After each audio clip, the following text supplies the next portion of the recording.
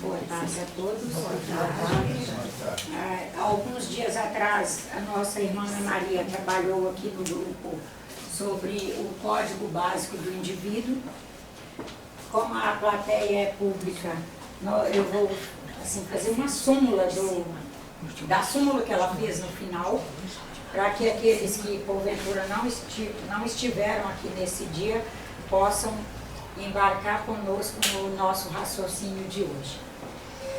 O Código Básico do Indivíduo, numa visão atual, espírita, é um conjunto de valores, de normas de conduta, normas internas que o indivíduo foi construindo, que permite a ele ter os seus posicionamentos, as suas avaliações, suas tomadas de decisão, sua construção de pensamento, a produção de suas ideias e, portanto, a mobilização para as ações. Na visão espírita, cada um de nós, numa caminhada que ao mesmo tempo é solo, porque nós fazemos na autonomia do nosso ser, nós fazemos com a nossa identidade, mas ela é extremamente conjunta, porque nós estamos em interação com todos os demais do cosmos, nós não somos isolados. O Espiritismo, ele não trabalha a concepção disjuntiva, trabalha o conjuntivo, e nós no cosmos, todas as partículas se interagem com absolutamente todas. É dentro do conceito de que a totalidade está em cada parte e cada parte está na totalidade. Esse processo interativo que Deus permite que seja pleno, uma de suas grandes, vamos dizer, de vantagens é todos recebem a luz, todos recebem a interação com a luz que todos já fizeram. Isso não quer dizer daí que ao entrar em contato com a luz que todos já fizeram, nós já saiamos iluminados. Mas nós saímos sempre de cada interação com o registro que permanecerá em nós. Nós cruzaremos esses registros com os saberes que trazemos e vamos ali trabalhando no nosso tempo. E cada um tem o seu tempo para trabalhar. O Espiritismo aceita o conceito dos gregos que existem dois tempos. Que existe um tempo que é cronológico, que nós contamos em minutos, né, em instante, segundo, minuto, hora, dia, etc, etc. E existe um tempo que eles chamavam de Kairos, que é o tempo de cada um. Pode ser que eu, para alcançar uma determinada linha de produção de pensamento, para desdobrar em ideias e desdobrar em ação, especialmente ações benéficas à humanidade, pode ser que eu leve 10 anos e pode ser que essa senhora leve 10 segundos. Porque ela já é, naquele sentido, daquele elemento, daquela construção, daquela produção, ela é uma pessoa que já teve bastante semeadura, teve cultivo, teve, além da semeadura, a germinação, cultivo, a adubação, a colocação de nutrientes e tal, e portanto ela já traz um tempo muito mais construído naquela questão do que ela vai se alcançar mais rápido, ela vai colocar em prática mais rápido, e apesar de nós duas termos entrado naquele momento em interação com aquela realidade, nós entramos em interação no mesmo tempo cronológico, mas o tempo dela e o meu não são os mesmos. Isso também influencia nessa apresentação de trabalho, de resultados, com relação ao humano. Nessa questão de cada um é em si um conjunto de registros que muitos desses registros já se desdobraram em conhecimento, e conhecimento já se desdobrou em sabedoria, sabedoria já se desdobrou em saber fazer. Desse saber fazer, nós vamos alcançando o social, é o saber fazer no social, e desse social, nós vamos alcançando os saberes da eternidade.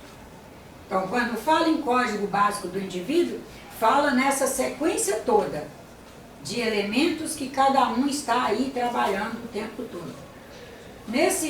Nessa aula, numa das aulas do irmão Antônio Grimm, que é um dos nossos orientadores na SBE, ele trabalhou um pouco sobre isso, e eu retirei da aula dele uns pontos e trouxe para dividir com os irmãos. Na medida que eu for lendo, não se preocupem se porventura não estiver acompanhando, porque o irmão Antônio Grimm ele é curto nos conceitos e profundo no que aquilo vem dizer para nós. Não se preocupem que nós sabemos que os senhores todos alcançam. Às vezes nós temos dificuldades, é na hora que nós ouvimos a palavra, o conjunto de palavras, mas na hora que cada um for caminhando e for processando aquilo que recebeu de informação aqui, vai ver que já sabia. Inclusive vai dizer, nossa, eu sabia isso. Por que na hora eu achei tão complexo? Não, isso é simples, é o que eu penso. E o importante é nós nos darmos esse direito de alcançar que nós já alcançamos aquilo, sem antes produzir o estresse, porque o estresse do não estou acompanhando, não estou entendendo nada, é que nos tira a possibilidade de registrar adequadamente aquilo que está sendo semeado.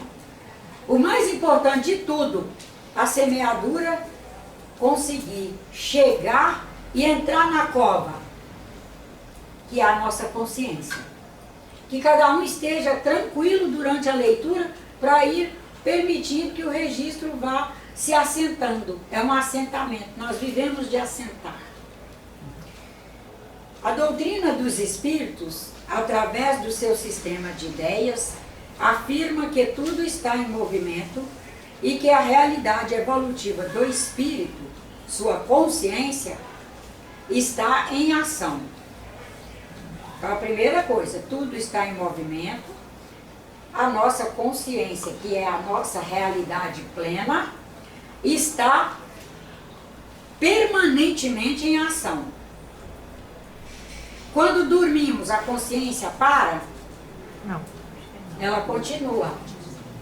O sistema físico, o biológico, entra em repouso exatamente para se reciclar e melhorar suas condições de receber as informações que essa consciência plena, que é o espírito, junto com a presença do Pai em nós, que estão produzindo informações, e nós temos um aparato físico que tem que codificar essas informações, decodificar, transcodificar para nós mesmos e para o mundo, para todos à nossa volta. Então, na verdade, o que entra num certo repouso, e é importante a gente saber que é um certo repouso, porque nosso coração repousa, ele continua lá. Nosso pulmão repousa, nosso cérebro repousa, mas eles entram num trabalho basal, que já significa um certo repouso. Com o campo mediúnico, força invisível, onde o espírito, através do pensamento, usina a sua energia, ele, o espírito, cria a sua realidade, como lhe determina o tamanho e a forma do referido campo mediúnico. Portanto, como lhe determina o bojo da sua faculdade mediúnica. Então, o que ele vai nos dizendo aqui? Que cada espírito, que é uma consciência, que porta aqui, nós encarnadinhos portamos o Criador em nós. Quando estivermos desencarnadinhos, o Espírito portará o Criador em si. E que esse Espírito, que é um campo mediúnico, trazendo sua faculdade mediúnica, vai o tempo todo usinando sua energia. E com ela, fazendo as suas produções. Inclusive produções intelectivas, produções mentais, produções afetivas, produções sociais. Isso já nos permite ver, uma vez que alcançamos que o espírito é único, que nenhum espírito é igual ao outro, já nos permite perceber o quanto nós às vezes sofremos por inadvertência nossa, ao querer com todas as garras que alguém se comporte de determinada maneira que nós enxergamos que é melhor para ele, mas que ele ainda não enxerga. Em função disso, os espíritos têm nos solicitado, eles já quase saíram do terreno da orientação, quase que já saíram do terreno de apenas pedir, eles já estão na fase do solicitar, que nós tenhamos para com os outros esperança. Mas que não nos permitamos cair para a expectativa. Uma vez que, dentro do que ele está trazendo aqui no parágrafo, cada espírito está usinando o seu campo das ideias, o seu campo intelectivo, mental, social e etc. Eu posso ter esperança que aquele irmão meu alcance aquilo que Deus já me permitiu alcançar de bom num determinado momento da caminhada dele. Nós estaremos ali investindo o nosso máximo, fazendo o nosso máximo, como missionários inclusive, mas já sabendo que ele tem o tempo dele. Que se os gregos, lá não sei quantos mil anos atrás, que é esse conceito do Kairos, é uma pena que eu sou péssima em datas, porque eu já estudei isso e me lembro direitinho qual foi o período da história que os gregos já trabalhavam o Kairos. Se os gregos lá, há não sei quantos mil anos antes de Cristo, já tinham claro para eles esses dois tempos, por que nós não temos? O que aconteceu conosco? Aí é a hora de nós fazermos as perguntas. O que aconteceu comigo? Eu estou me acabando porque desenvolvi uma expectativa de querer que esse meu irmão faça sua caminhada, inclusive missionária, igual a minha. Mas ele é ele. Ele ainda não faz. E veio parar na minha mão, veio parar ao meu lado, exatamente, quem sabe, para ser semeado. Aí nós temos que alcançar a máxima de Cristo do semeador.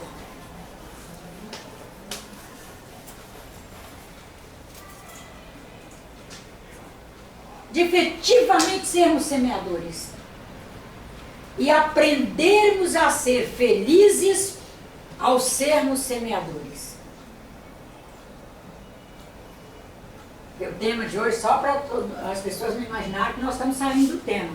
Código básico do indivíduo, que é cada um de nós, com o nosso conjunto de valores, de normas internas, de regimentos internos, regimento no bom sentido, é o que nos rege. Norma é o que é normal para nós, não é norma no sentido de ditadura, regimento no sentido de ditadura. Não, é o reger, é o normatizar para nós mesmos. Cada um com o seu conjunto vai fazendo o seu exercício mediúnico. E cada um faz o seu. Nós podemos todos os dias e devemos afirmar o sentido da esperança. Temos a certeza todos os dias que não estamos sozinhos, que há espíritos muito bons conosco, encarnados e desencarnados, que temos muito material bom disponível aí para buscarmos como recurso de ajuda, para manter a esperança e como semeadores e bons missionários trabalharmos incansavelmente. Porque a outra coisa que nos infelicita muito é afirmarmos que cansamos de fulano. É subestimar nosso código básico e dizer que ele não é suficiente para nos mantermos verticais nas nossas missões. E para piorar, que nos últimos tempos a gente aprendeu a desenvolver, foi a partir de quando o conceito de aposentadoria assentou demais em nós, ele assentou demais.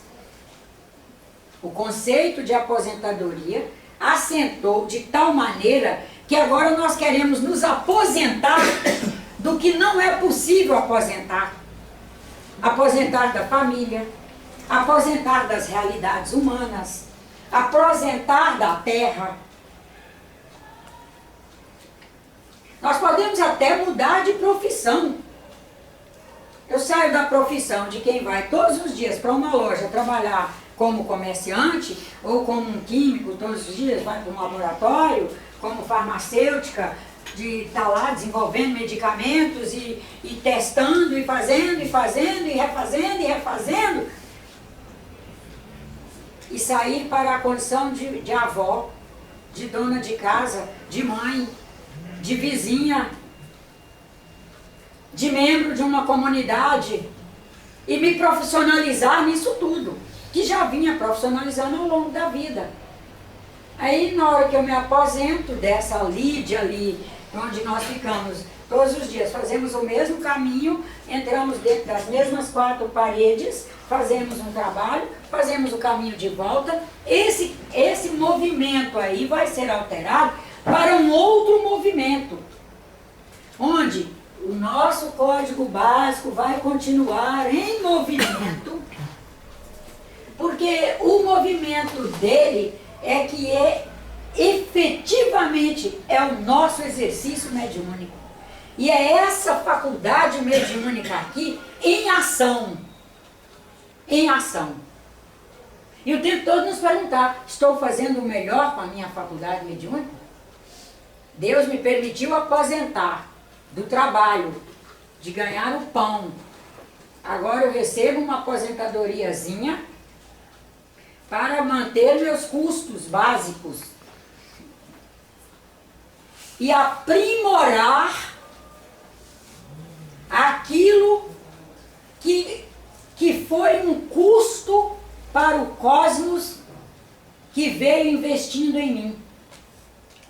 Como nós somos herdeiros de cultura materialista, fica muito fácil nós não avaliarmos o custo para a aquisição de nossos códigos básicos.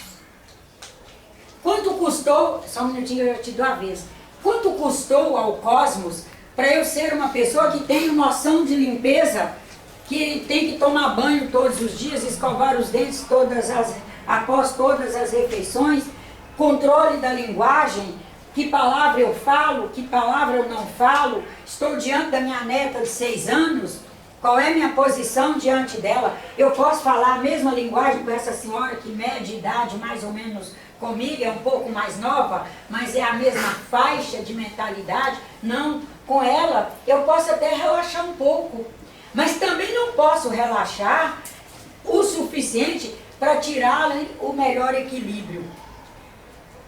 Eu posso relaxar no sentido de alguma palavra que aquela menina não vai fazer o melhor entendimento, ela já tem condição de fazer, mas também não vou poder relaxar de maneira que ela, ao sair, esteja com o seu código básico ferido, porque alguma coisa ficou tão mal assentada nela, eu fui para cima dela com um nível de sucateamento, onde eu, ao me sucatear, eu feri a dignidade dela. E daí o meu exercício mediúnico baixou a qualidade. O espírita de hoje não é preocupado de como ele se comporta dentro do centro espírita. Ele está preocupado como ele se comporta 24 horas por dia. Como o centro espírita ocupa um pedacinho dessas 24, e é mínimo, quantas horas eu passo aí fora, na baia da vida, e quantas eu passo aqui? Hã? Pouquíssimo. Se eu ficar preocupada em como eu me comporto dentro do centro, o meu exercício mediúnico vai cair muito. O comportamento no centro é a consequência do comportamento aí fora.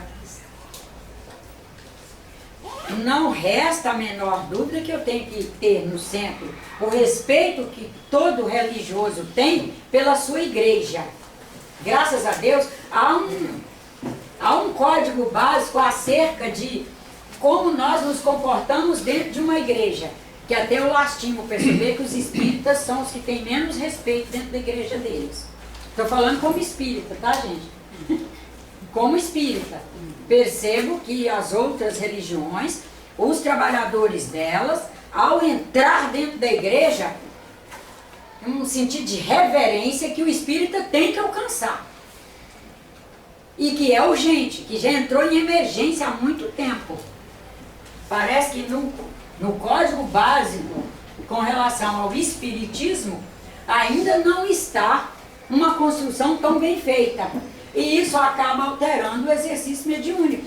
Porque enquanto nós não conseguirmos ter um tônus de respeito com relação a espaços, nós não estamos dizendo que os espaços físicos são mais importantes do que o espaço moral, mas ele é um espaço onde veicula o moral. Eu não posso na minha casa achar que porque não estou na minha casa eu faço o que eu quero. Você faz o que você quer dentro de uma linha de conduta que seja respeitosa para com Deus. O que for para com Deus é para com todos. Aí nós começamos a melhorar o exercício mediúnico, o nosso, cada um aí com o seu. Quando nós vamos alcançando essas questões de onde nós estamos com o nosso código básico, fazendo o nosso exercício mediúnico, na utilização da faculdade mediúnica que conseguimos construir à custa do esforço, do empenho, da renúncia de todos. Pois não, querida? Não, eu queria saber assim, que a gente não tem uma fase de colheita, assim, desde que você nasce, até vai ficando adulto, produzindo tudo. A fase de plantio e colheita funcionam simultaneamente, não há um depois. Não, assim, vida. Você não tem essa fase? Simultaneamente. Pois é.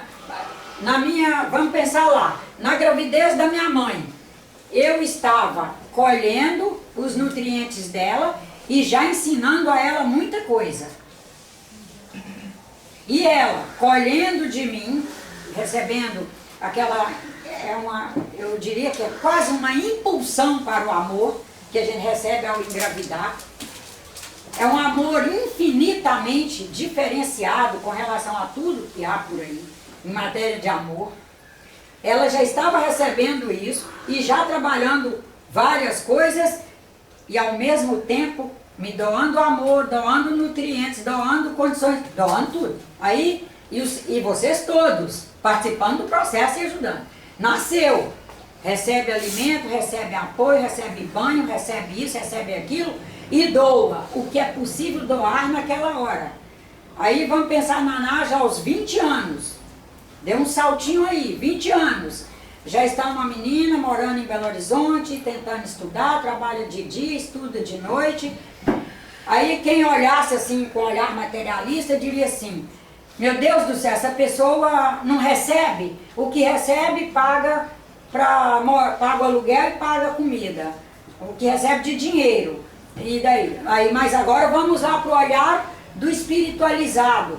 Essa pessoa está, inclusive, mostrando a outros jovens que porventura não têm essa habilidade, que ela desenvolveu na infância por morar em zona rural, ter que morar sozinha para estudar desde cedo e tal. Então ela tem agora uma desenvoltura que todos na comunidade ajudaram a construir, todos absolutamente, todos nas comunidades todas, que é a grande comunidade humana encarnada e desencarnada.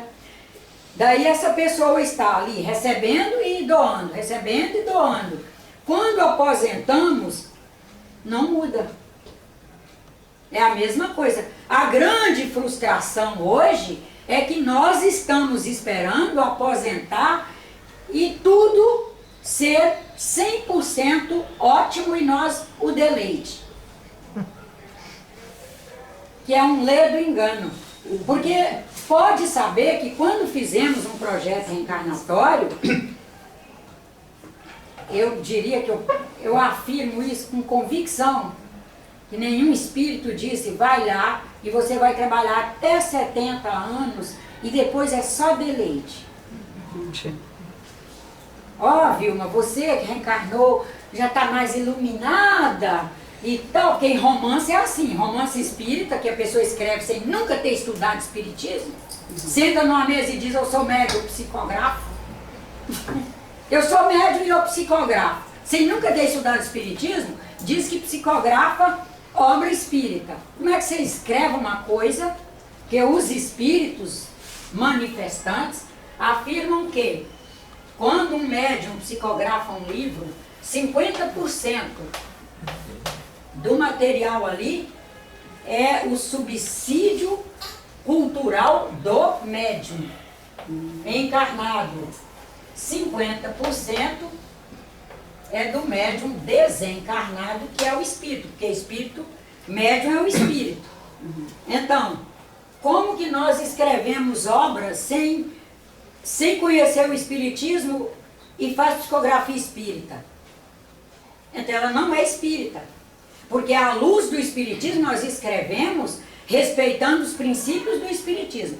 Dentro dos princípios da doutrina espírita, não há a aposentadoria integral da pessoa aqui na Terra. Até o último instante, nós somos aqui médiuns encarnados atuantes. Até nosso último instante. A Nádia está no leito de morte. Venha a família, porque ela está dando o último suspiro. Médium encarnado atuante.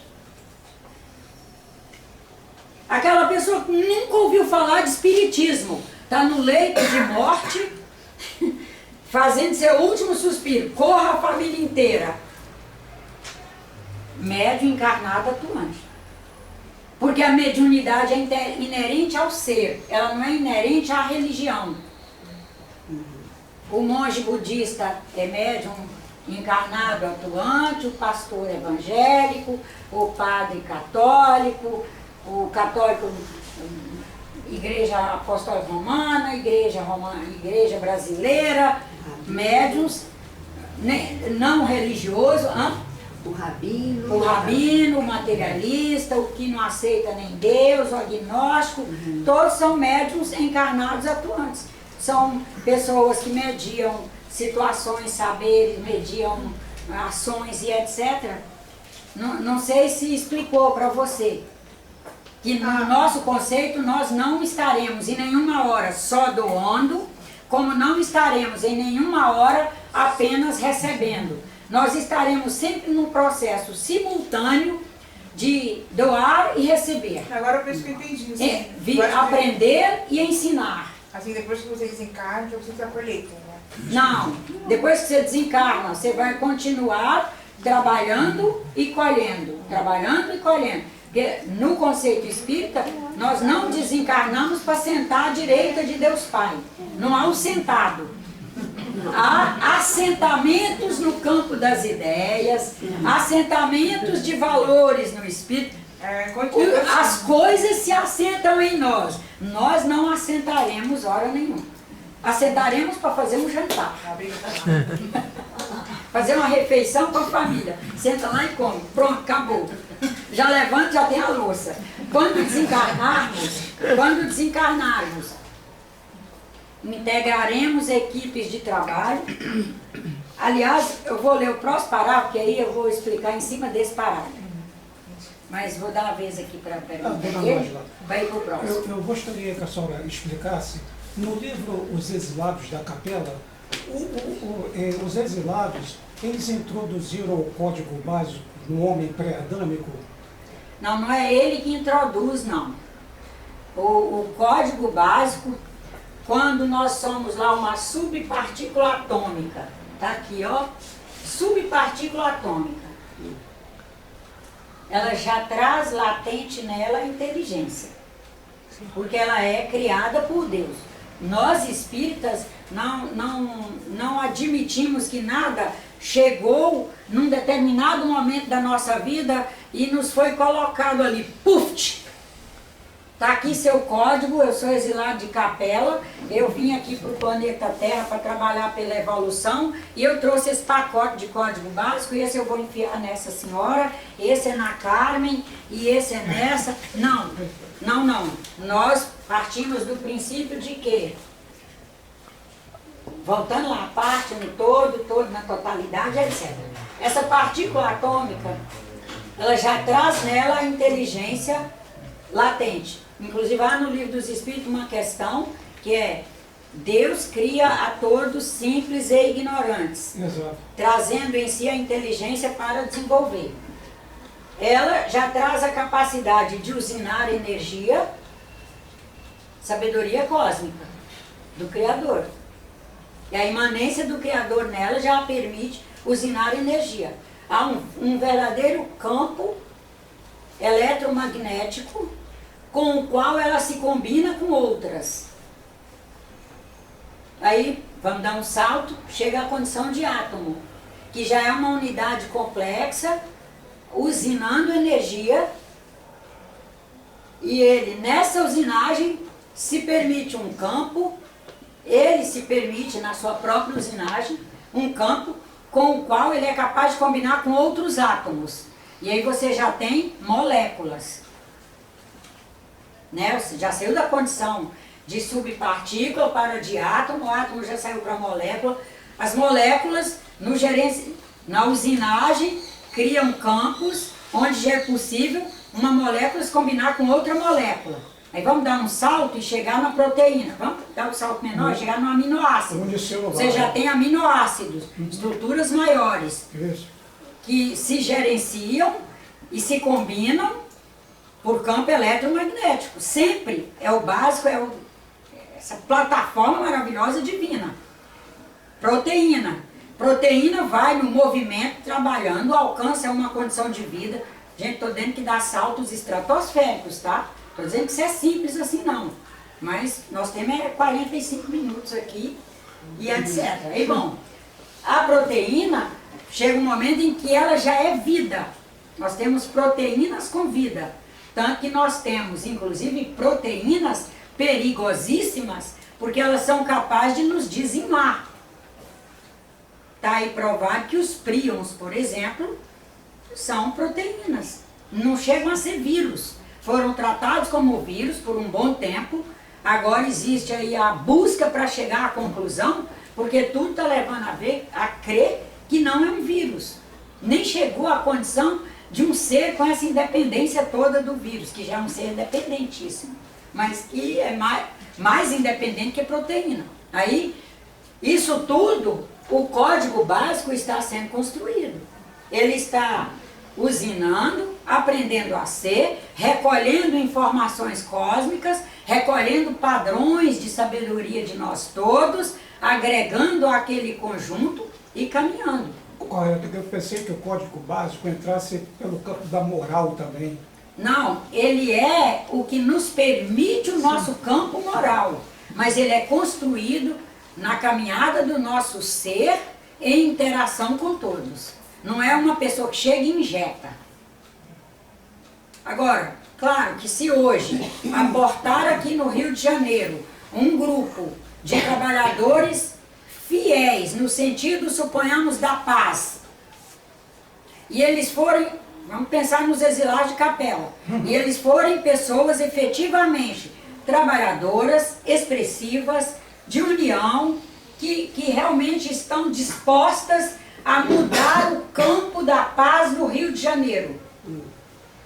Eles vão nos ajudar a alterar o nosso código básico no sentido da paz ou não vão ajudar? Claro. Vão ajudar. Mas eles vão injetar em nós e tirar o nosso livre-arbítrio e nós passarmos de Nájila para Nájila Planeta X. Não interferir. Não, Nájila vai continuar Nájila. Mas ela vai sofrer uma sensibilização e vamos dizer, da sensibilização, ela se encaminhará para uma dinâmica que ela trabalhará todos os valores que compunham o código básico, que quando você trabalha você trabalha todos.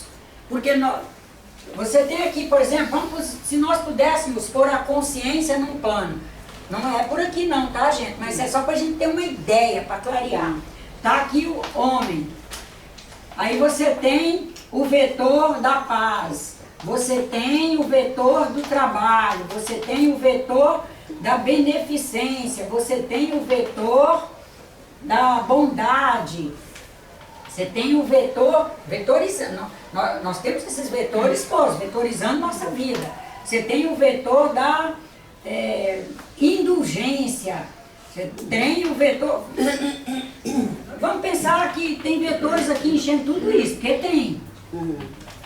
Do zelo, do amor ao próximo e tal. Quando você trabalha um desses, que ele se altera, ele move todos os demais. Quando você melhora, por exemplo, seu espírito de justiça, você fica mais indulgente, porque você pensa, meu Deus, será que eu não posso fazer mais? Todos merecem. Quando você começa a pensar assim, nossa, com essa indulgência com esse espírito de justiça que eu alcancei, eu vejo que eu posso ser mais caridoso. É justo que eu seja caridoso.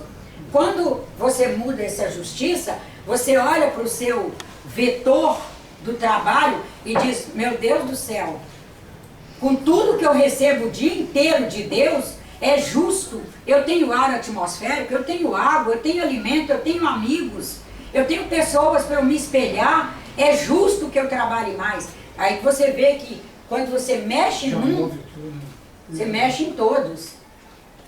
Não é que o outro chegou e injetou, mas ele compartilhou o campo eletromagnético, você alterou os ritmos na sensibilização que você sofreu. Essa é a visão espírita que tentamos trabalhar atualmente nessa casa. Falo da casa porque eu não posso falar de todos, né? Não sei se clareou. Eu vou ler o parágrafo para explicar melhor para ela ali. A especificidade do homem... Não, primeiro vem um parágrafo anterior a esse que eu falei. A consciência cria o plasma material. Quer que eu repita? A consciência cria o plasma material.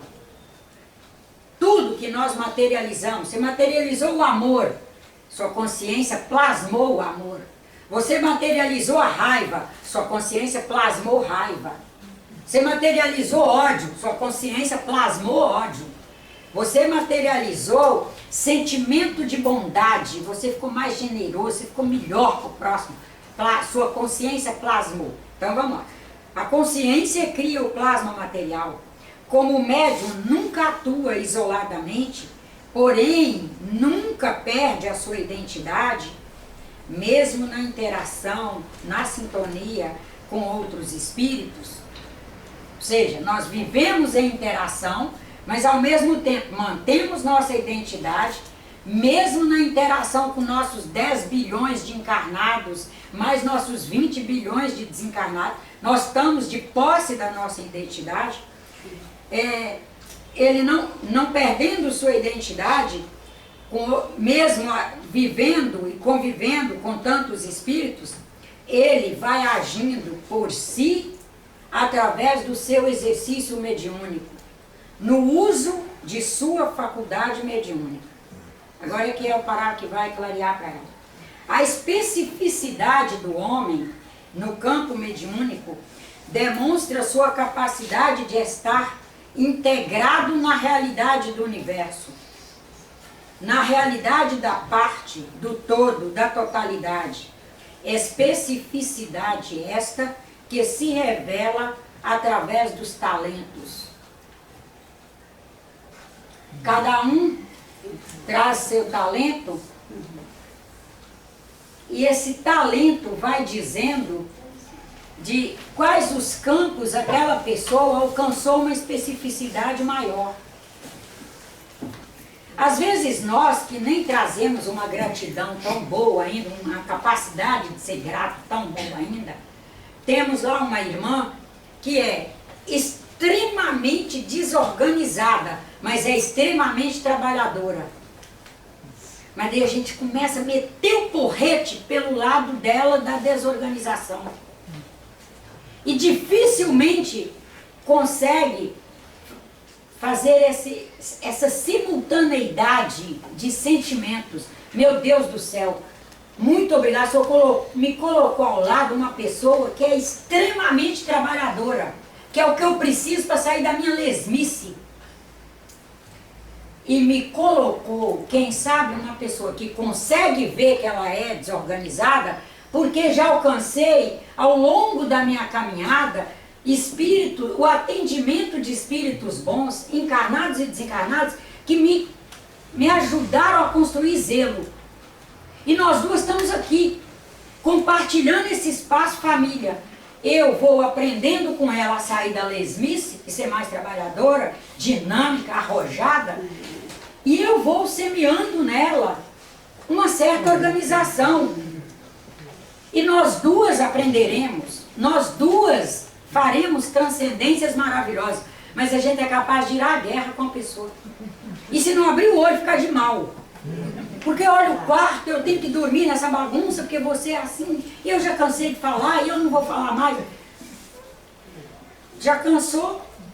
Quer sucesso? Um cansaço? Você já está entregando seu sucesso ali na bandeja para lá do lixo. Você disse que já cansou. Você já viu algum cansado fazer muito? E nós estamos ali carentes daquela pessoa. Tem uns que reencarnam na nossa família, eles sabem sorrir. E nós não sabemos, às vezes.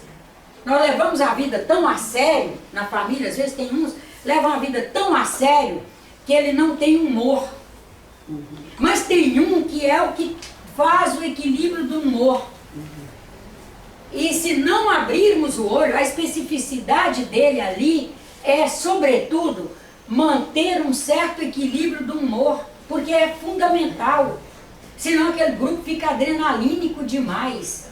Ele é o que gera, ele é o que gerencia a produção da serotonina ali, e as pessoas serem capazes, numa determinada hora, relaxar numa mesa ali, e sorrir um pouco com ele, conversando. Ele tem assunto, ele traz umas coisas até agradáveis, umas coisas que viu, que ele conta, e a gente está ali na correria.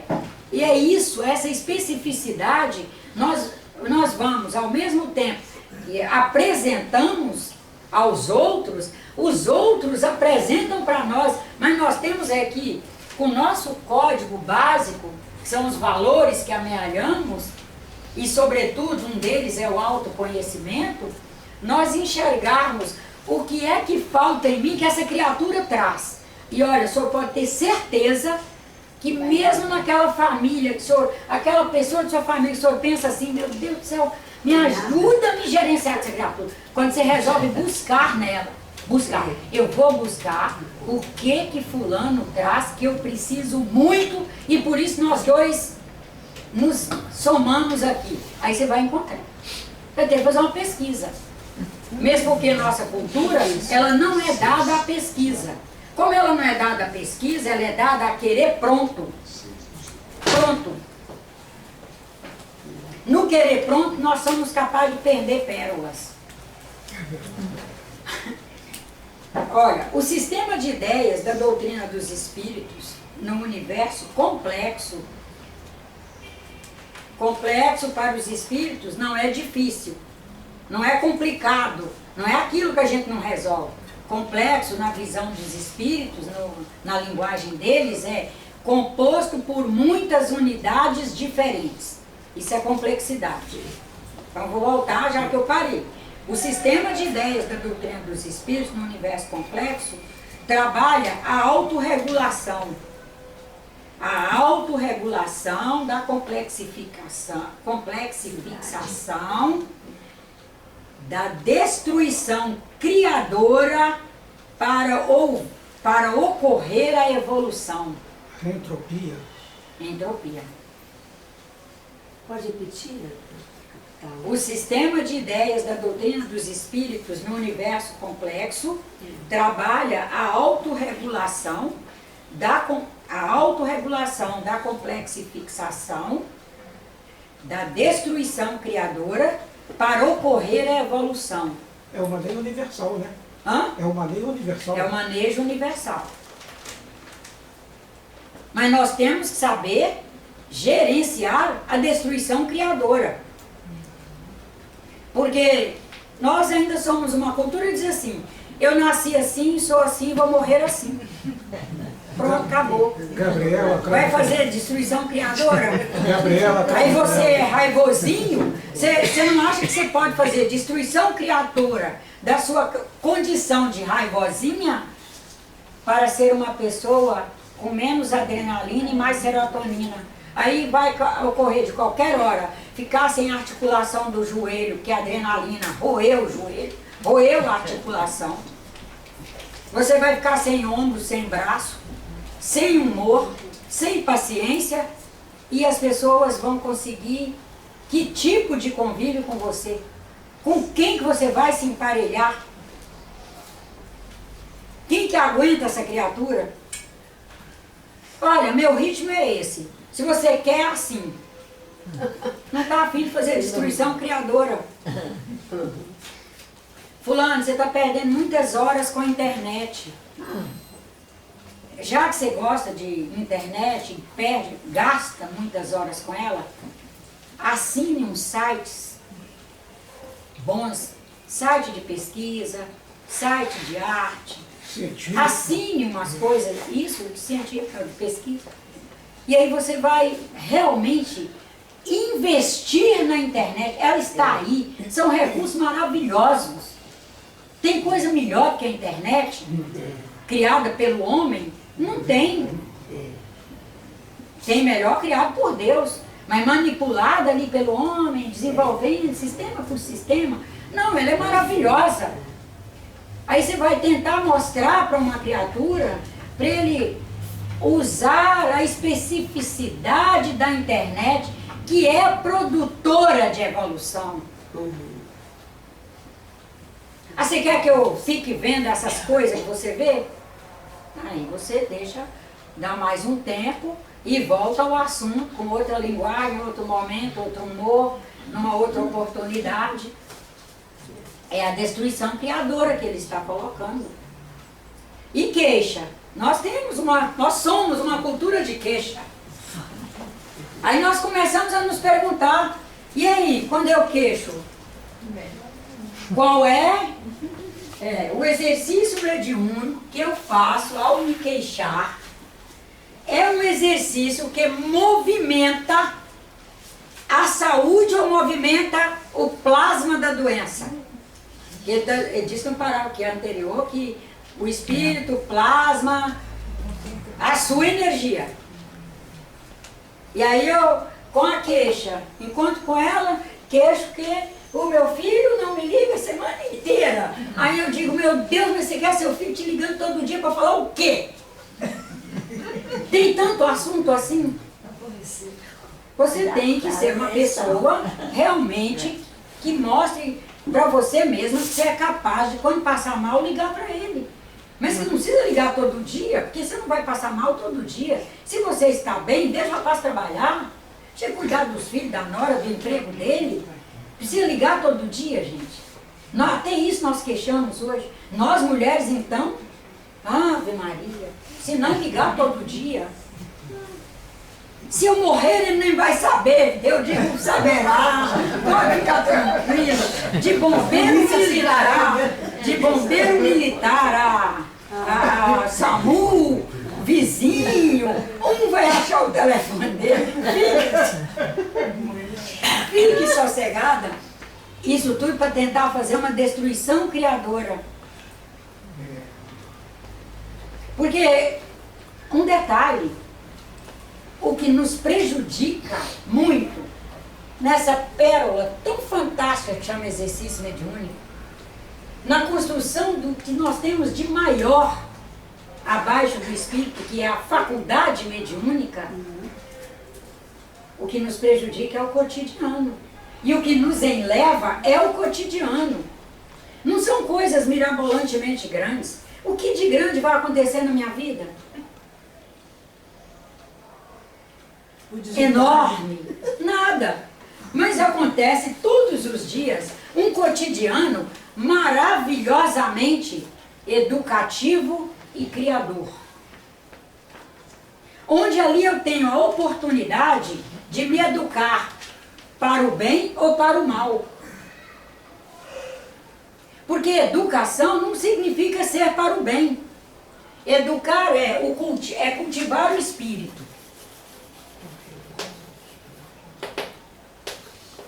Isso é educar. Você pode cultivar com coisas ruins. O espírito é seu, é você. Você está ali cultivando. Você mergulha o tempo todo o espírito num caldo cultural que você vai produzindo. E esse caldo seu, particular, você vai combinando com na linguagem jovem, o mega caldo cultural da macrocultura, que é a soma de todos os senhores. Aí vou eu com meu caldo cultural ligado ao trabalho. Aí todo mundo, você não cansa nunca? Nem fala isso comigo, que eu não gosto de escutar, fulano. Porque você não cansa nunca, é da macrocultura. Você é sempre assim? É, eu sou sempre assim, porque eu não perdi minha identidade. Eu sou sempre assim. Mas eu não posso amanhecer amanhã querendo trabalhar menos, que as pessoas perguntam se eu não canso. Ai, você vai para esse centro 3 vezes por semana. E aí? Ué, eu vou lá porque se eu não for ler, eu fico pior do que eu já sou. Pronto. Aí essa pessoa já repassa para o outro que a resposta foi essa. Aí depois ninguém pergunta mais. É em massa. Veicula na linguagem internauta, viraliza na família. Você não come carne por causa de sua religião? Não, que se eu comer carne eu fico mais irascível e não vou tratar a senhora nem como eu já trato. Vou ficar pior. Não é a religião, não. Minha religião nem fica cabrestando pessoas para fazer isso ou aquilo. É uma sensibilização que vai se fazendo. Sim. É a tal da destruição criadora. É um vai que os espíritos vão nos informando. Vai quem quer. No próximo encontro nosso, eu trabalharei o resto do texto dele, porque eu preferi, ao invés de ler o texto todo, na hora que eu falei para os senhores, o plano era ler direto todo. Já mudou. Nós interrompemos, né? Não, fui eu.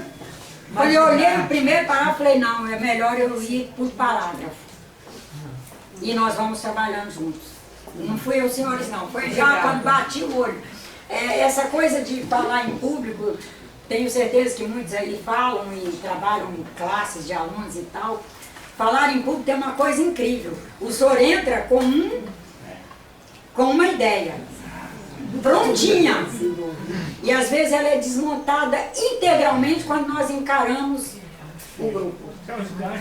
E há palestras também que a gente monta na ideia para fazer. E quando chega, aquela se desmonta inteira e vem um conjunto de conteúdos e a gente trabalha o conjunto de conteúdos que veio e trabalha aquela, às vezes, meses depois. Foi o que aconteceu aqui hoje na leitura do texto.